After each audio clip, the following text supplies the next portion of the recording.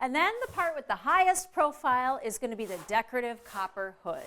This is going to surround the liner and the blower, and this is what goes over the range.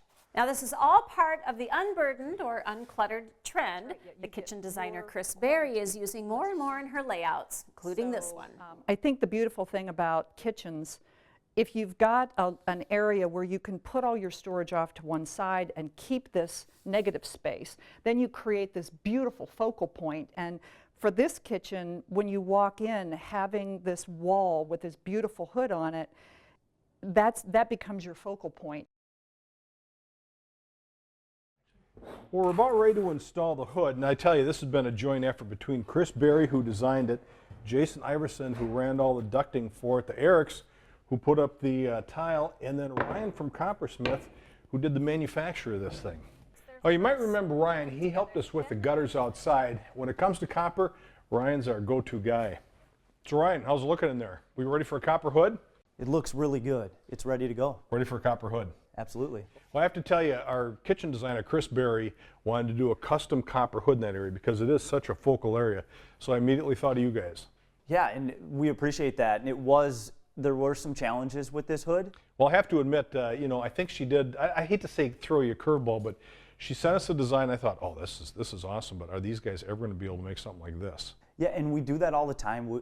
The process will start with somebody sending us a sketch, and then from there, it's, you know, figuring out what metals we're going to use and how we're going to incorporate the insert fan.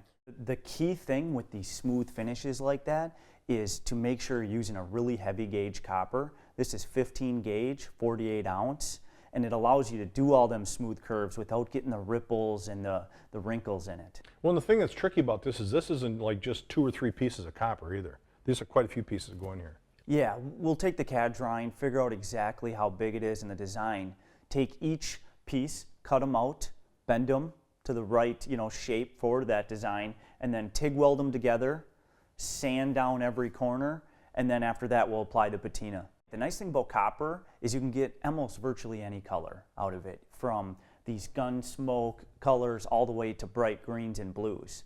So it's really versatile. No, that's going to look nice. By the way, I forgot to tell you, the other day when we just had plywood up on the wall, we hung it just to, you know, kind of see what it looks like. It's gorgeous. But so you saw the 2 2x4s up there.